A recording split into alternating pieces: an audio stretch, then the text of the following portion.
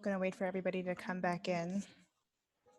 Zoom limits our meetings to 40 minutes each, so we're having to resume all of our meetings.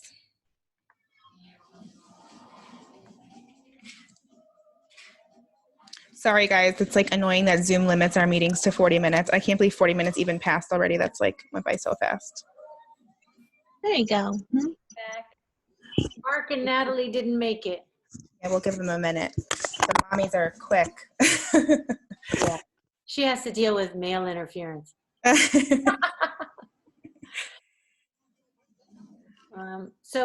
I just jumped onto the meeting with you again, it says it's recording, but is that me recording or you recording? I think it's me recording because the Zoom offers me that option to like immediately record, and a few people wanted to come that just couldn't come. So I told them I would allow the thing to be recorded. But when I hover over the camera, it says stop video. I think because we do our classes with Zoom, I think then like it's available if someone goes on the link again, then they can just watch it after like 24 hours or something. Like it gets uploaded after a certain period of time. Is that right? I'm not sure. Yeah, it's my first time recording too, so we'll see how it works. The other one is downloading right now. Mark's back. Hi, Mark. Hello. I'm here too. Are you hungry? Hi, Natalie. Hi. I'm just not, but I'm listening to everything. Okay. And I see Angelica joined us. I don't know what grade level you have, Angelica. She's Can you hear me? I have Ashley Does. second and TK. Okay. Ashley Does, who were about to say the website was MIA something, I can't remember. Yeah, I am just looking it up. So I have, okay, so clever dash as in hyphen dragons.com. If you Google that really quickly, it has an arrow going to the left for girls only, and it has an arrow going to the right for girls and boys. Okay. So it's a little more masculine. Okay. And I want to say, it doesn't give you a whole lot up front, but what I say is when you get in there, it's very different from like Adventure Academy. It has like the kids that have uploaded little learning videos for some things. So it's a kid explaining it to a kid basically. And they just watch the video about learning integers, and then they'll do this video, and then they'll do a few examples. And then it takes them to a part on the site where they can just take like a little test or click through it, and then they've like completed that basically. It's step by step. But what's really cool about it is that as a parent, it's good for like my first grader. It's really good because you have the ability to go on, because there's games and stuff on there if they want to get to that. So you have the ability to kind of block. They need to do this, what they call like a learning path. So like even ABC Mouse has it. Does Adventure Academy have it? I haven't looked around that much. Have Ashley, what? Ashley? Yeah, does it have what? A learning path, like where they have a learning path obviously decided for Yeah, you. it has something similar to that, but it doesn't look like the way ABC Mouses does. Okay, so yeah, so it just takes you step by step through this, all of level 1 and then all of level 2, and it just kind of adapts, right? Yeah, Adventure Academy is kind of like, it might give the structured parent seeking a little bit of anxiety because it kind of plays like a video game, but there's a ton of lessons that are on there that the kids choose the lessons they want to do, but there's teachers that they bump into while they're walking around the game, and the teachers kind of ask them to complete quests. And then when they complete those quests, they earn coins, and then with those coins, they can go to the store and buy things for their house. So my son and daughter have built like this whole house with their own furniture that they've picked, and they're saving up for more things that they want to buy for their house by doing more lessons. And I'm like, whatever, if that's what motivates you right now to learn stuff, then more power to you right now. So it's like Sim style. It's kind of like Sims, if you guys remember the game Sims. Yeah. Except there's a lot of lessons. It's not like, Yeah. it's very structured looking once you get into the lessons. But when they're walking around the game, and they can talk to their friends on the game, which might motivate them too. If you get your kids' friends to join with you, then they can go on at the same time and talk to each other in the little group chat, and it makes it. And this is Adventure Academy? Adventure Academy. Okay. Yeah. I think that's for ages That's 8 the one through you guys have, 13, right? or 8 through 12. Adventure Academy. Adventure Academy is meant for 3rd grade and up, or 8 years old and up. But my 6-year-old So plays on it. yeah. My 6-year-old Yeah. plays on it. She's in 1st grade. She's a little Yeah. bit more of like an older 1st grader, but she's still in 1st grade and she can totally Did you get like that one? Right. Did you like okay, it? so can you guys see my screen now, what I changed?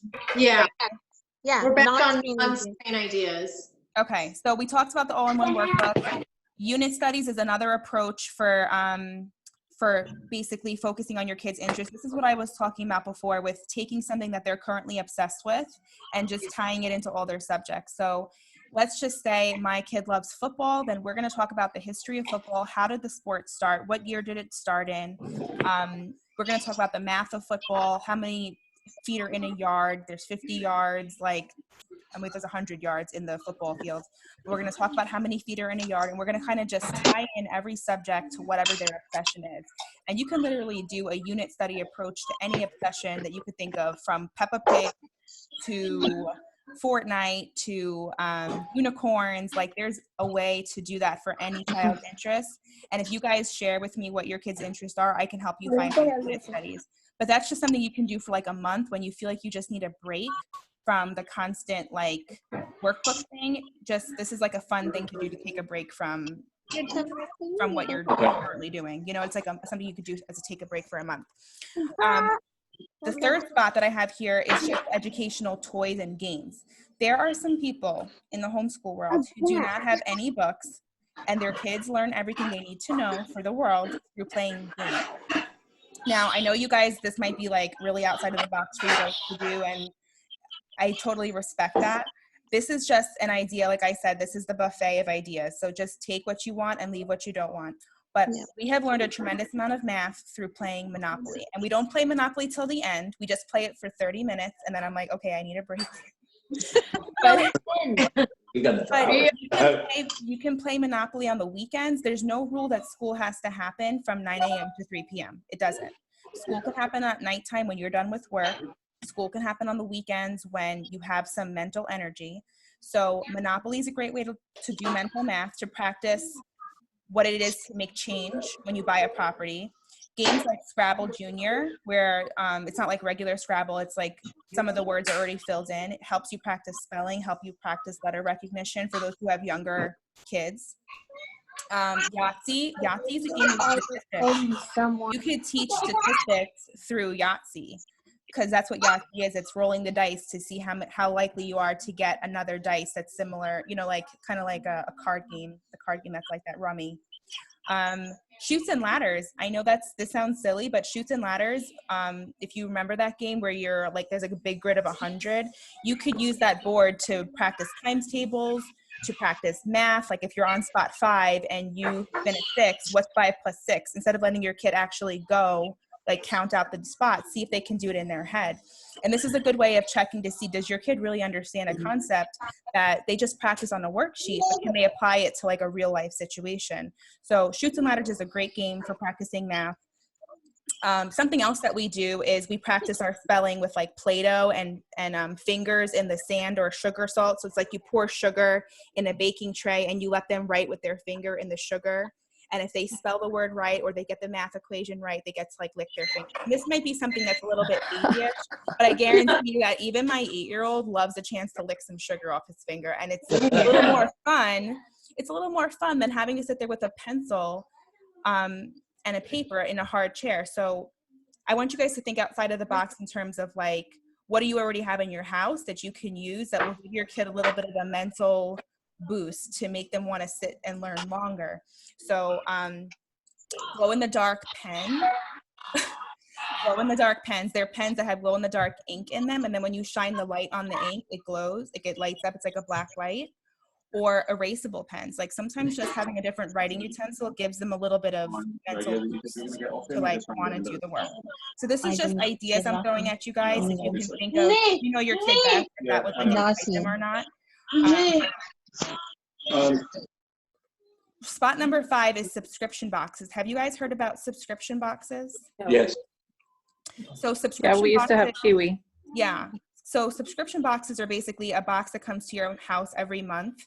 and it has all the supplies and everything that your kid would need to learn about that topic that month.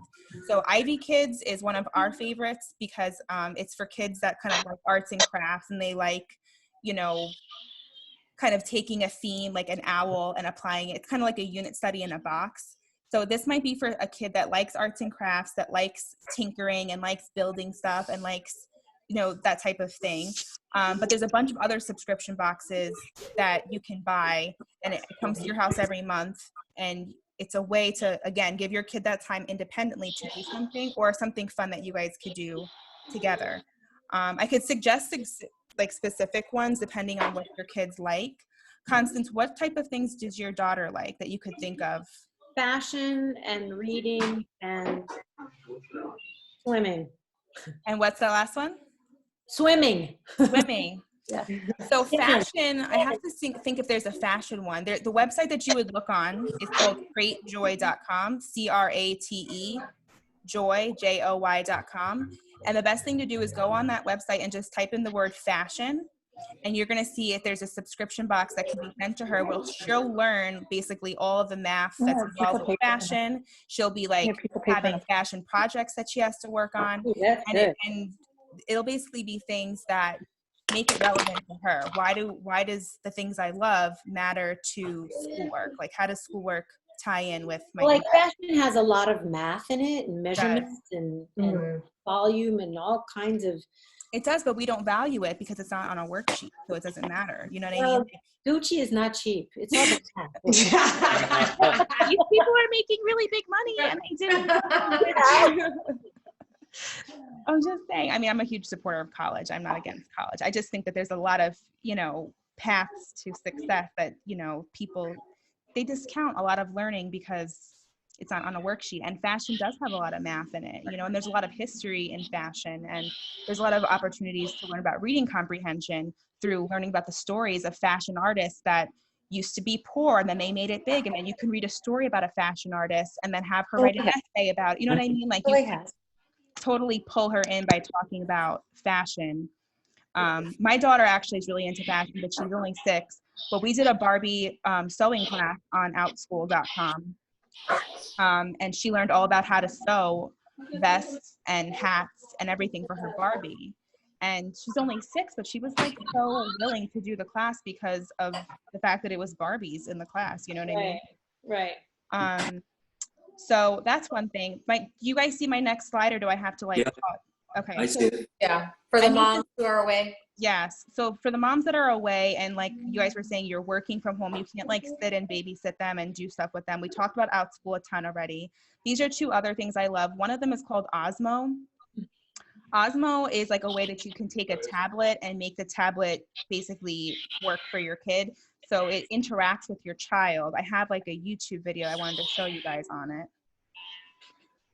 But you could do spelling, math, art on it. No. Go to YouTube. That was supposed to be.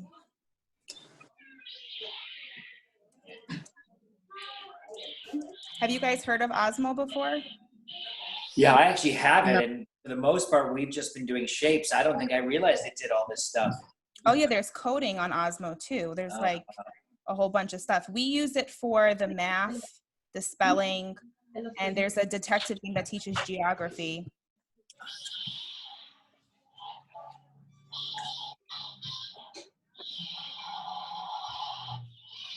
So much fun. We're Wilshire everyone. We're having so much fun. It's actually has games in it as well, okay? yeah!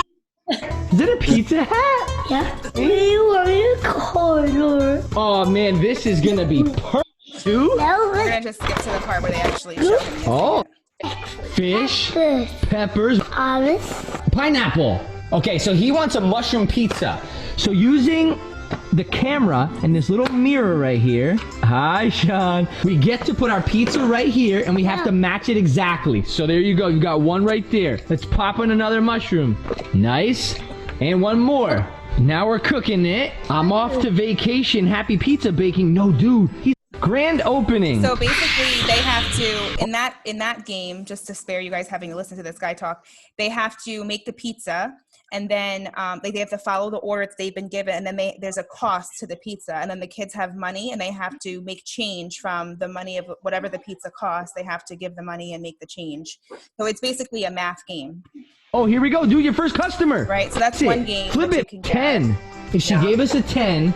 No, you can't give her a 10 back. That means a free pizza. What I do? What's 10 minus 7? 1. It's 3. You need to give her $3 change. Look, see? Says it right there. I know 3. Right. So that's one game. Are you guys able to see the screen and hear me still? Yes. Yeah.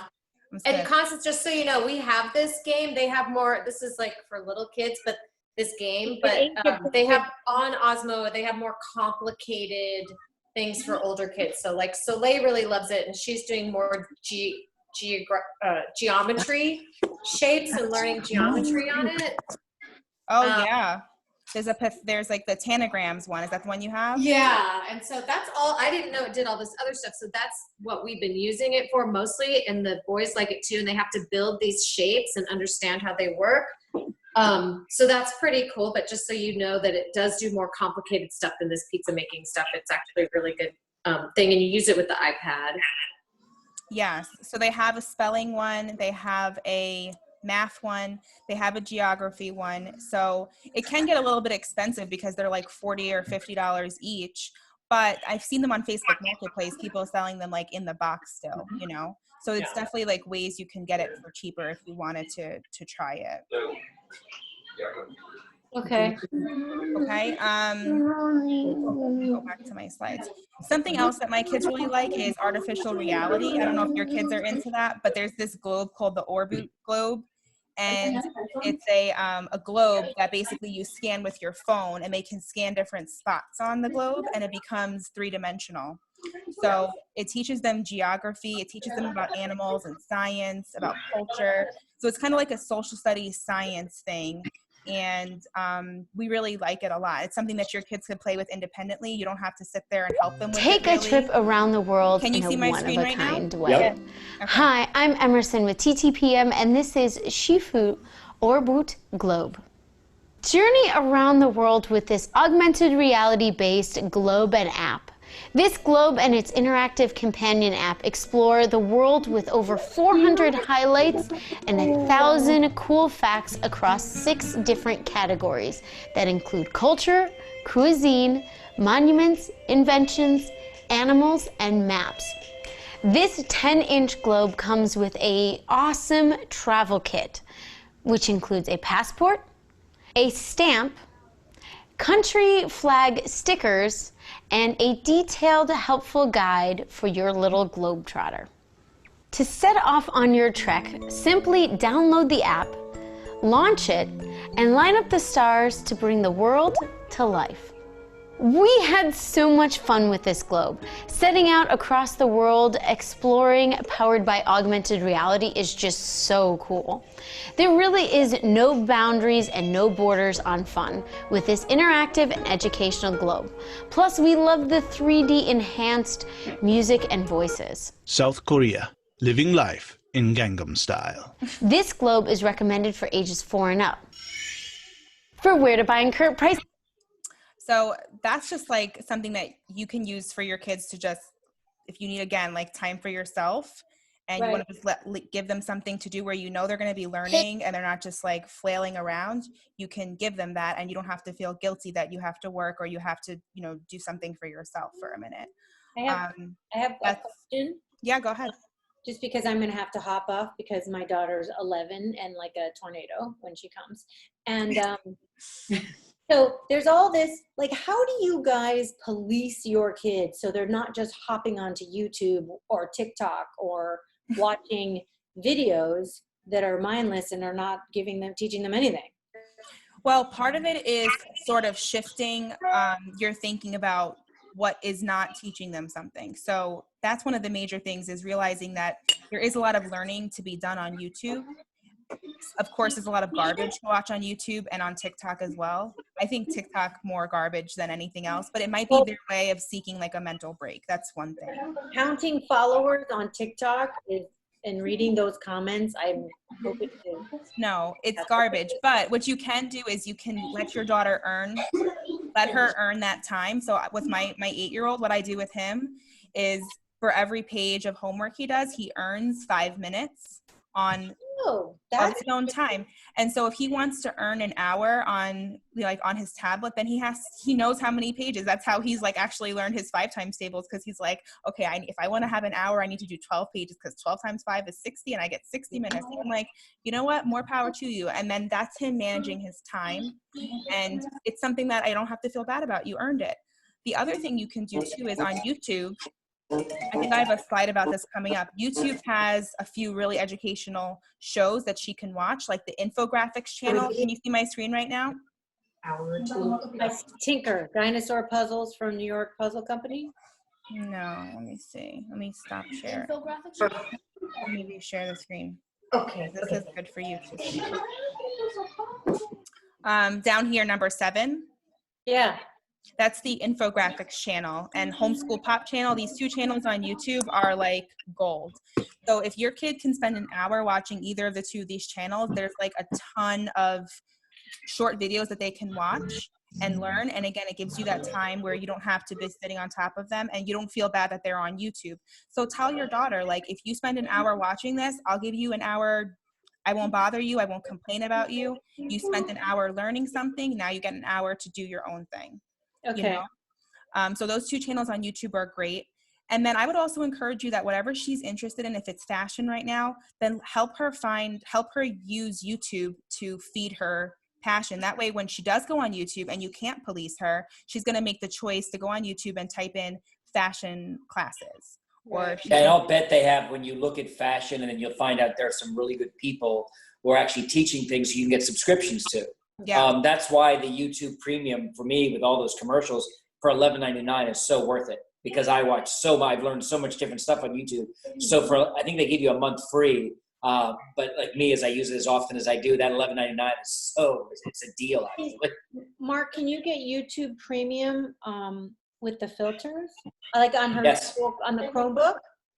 I don't know about the Chromebook because I don't know how that Chromebook works. I know we can do it through our internet. I know we can do it through our Apple computers. I don't know yet. We're only using the Chromebook for the actual writing for the schoolwork. Okay.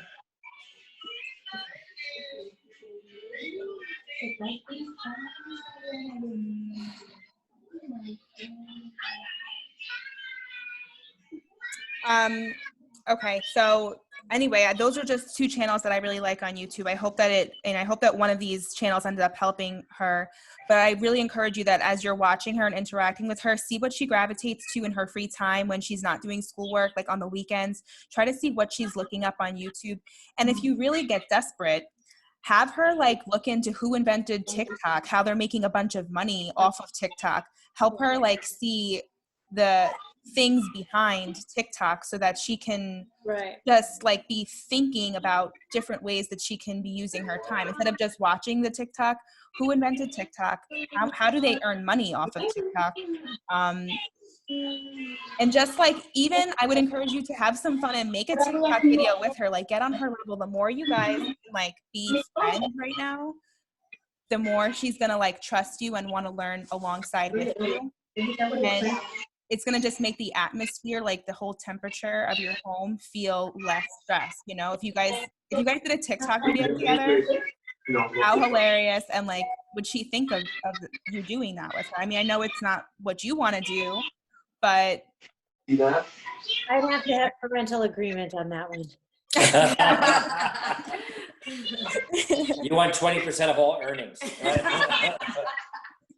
People are going viral off of the dumbest things on TikTok. Like people are peeling potatoes with this like electric potato peeler, and like millions of people are watching it. It's very silly, but it is hilarious. Well, my favorite thing is that woman, that African-American woman from the East Coast who eats seafood. She has millions of followers. I've seen it. She's a multi-millionaire, and her excitement for eating seafood is spectacular. It's almost mesmerizing. Wow.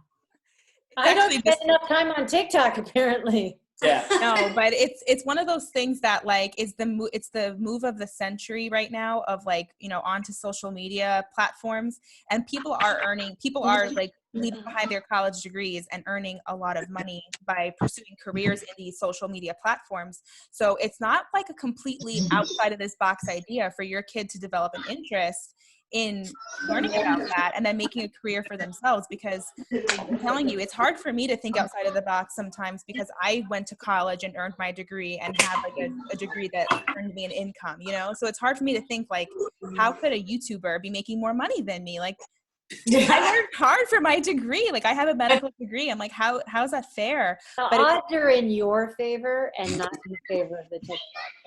I like that I have my backup plan, Yeah, but I you're am not starting. gonna retire. Yeah, no, I think college is valuable, of course. I just think there's other valuable lessons to learn too, you know, through just accepting the times.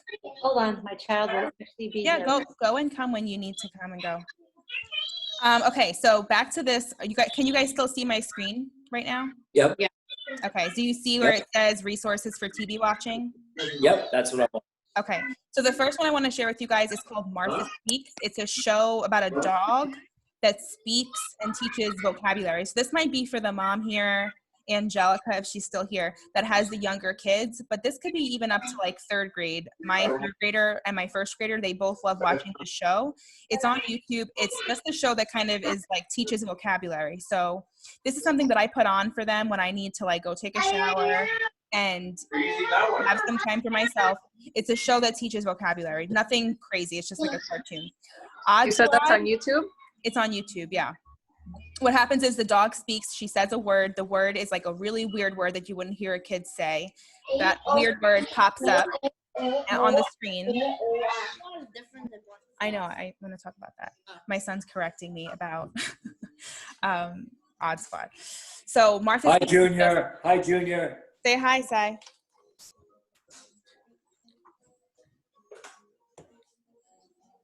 Hey, Vaughn. How are you, buddy?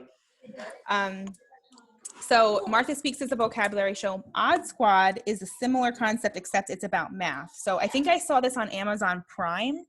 That's where I saw it. But if you type in Odd Squad show on Google, you can find different ways to get access to the show. And it's a cartoon that talks about math. So if you can fill up your kids' free time with these types of shows, it's going to be way more valuable to them than letting them just watch NFL highlights, which is what my son likes to do. He just watches the highlights of all the NFL, like greatest catches in history type of thing. And I've been trying to see the value in that, but it's hard. Third spot here is Alpha Blocks and Number Blocks. This is another show on YouTube that teaches about phonics and about numbers. So this is meant for kids under third grade, but if your kid's not a great speller or great with like math, this could still be valuable to them. And my last spot here is about wildcrats and octonauts and the deep. These are, it's like this is blocking.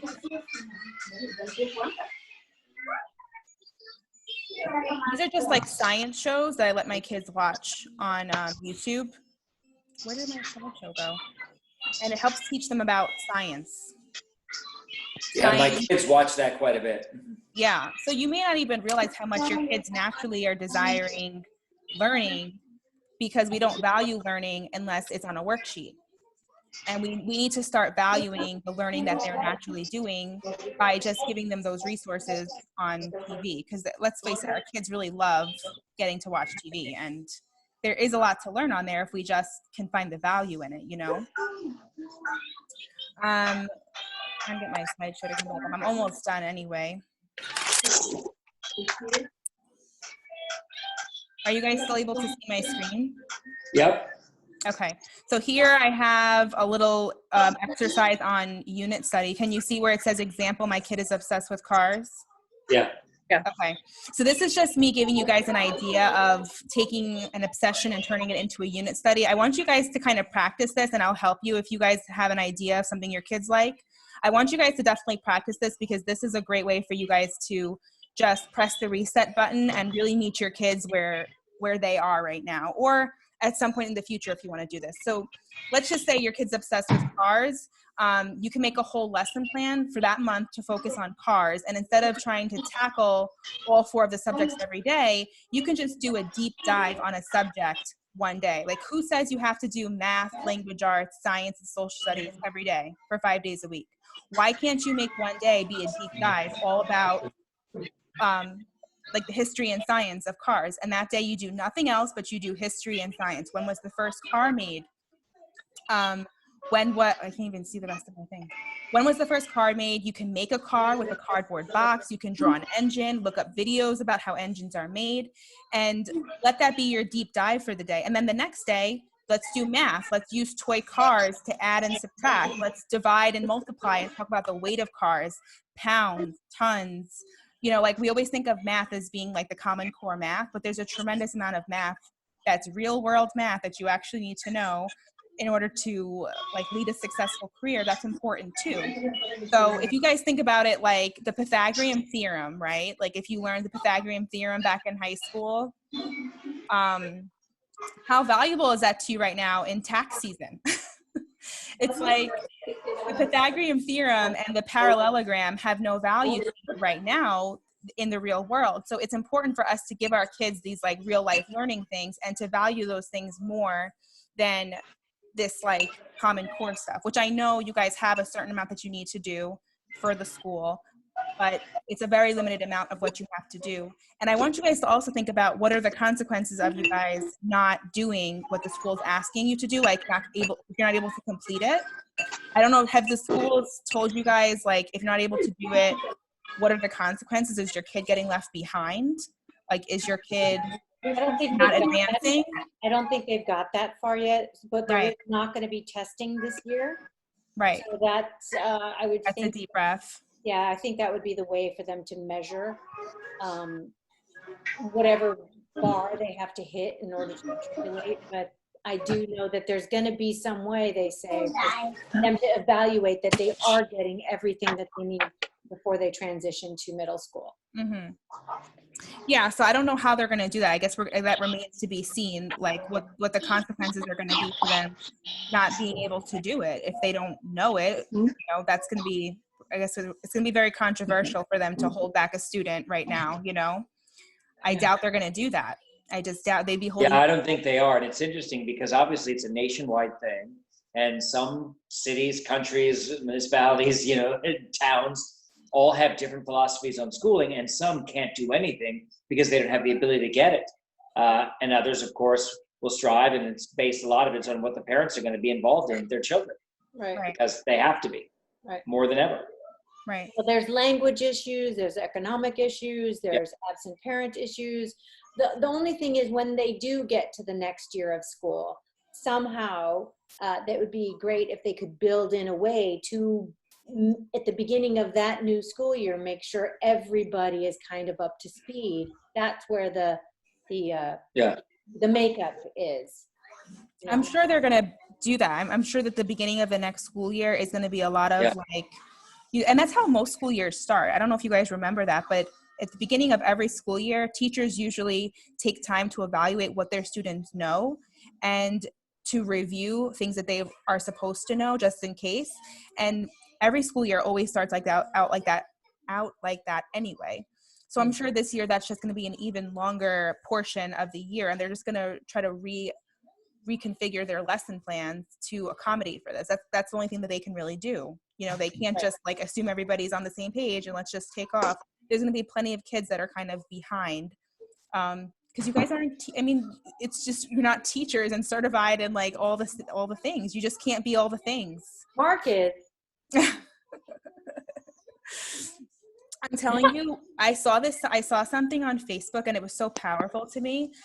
And what it said was essentially something along the lines of, I know everyone's worried about their kids falling behind, but what if your kids are actually going to be ahead after this is all over? What if they actually learn how to experience their family, experience peace in their mind, experience the absence of anxiety about who they're going to be bumping into in the hallway and what they're wearing, what shoes they have on?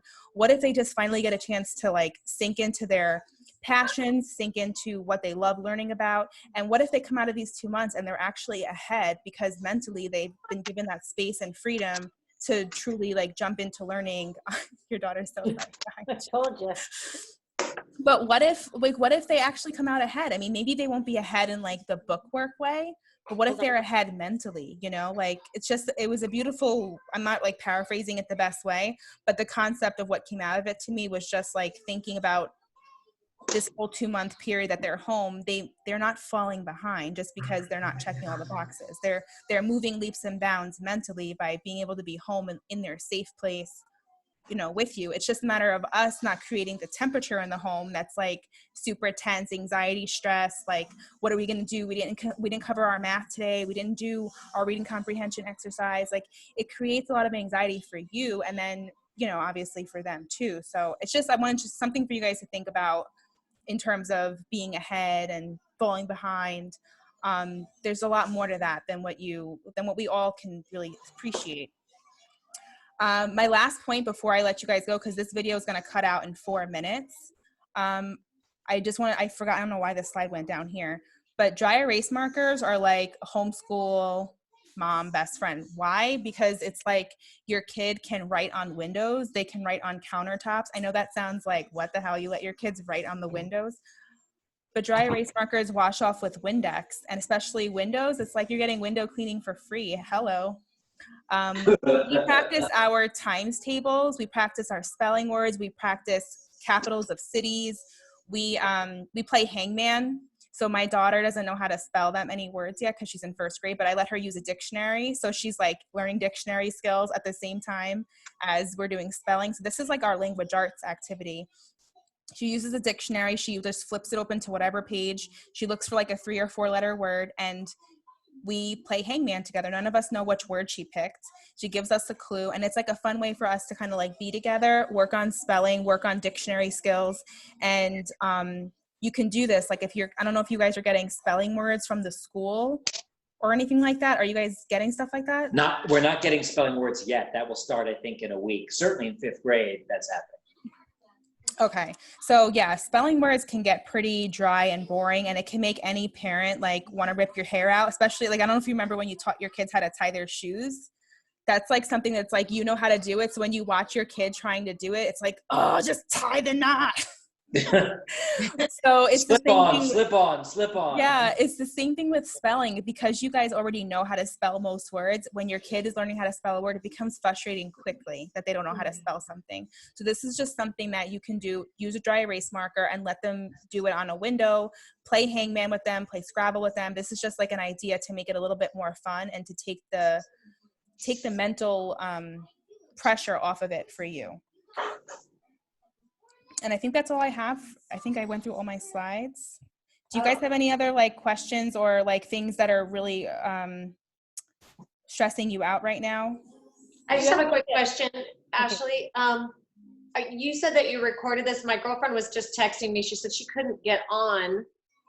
She tried multiple times. I don't know what happened, but are you gonna be able to email us the recording and I can just send it to her?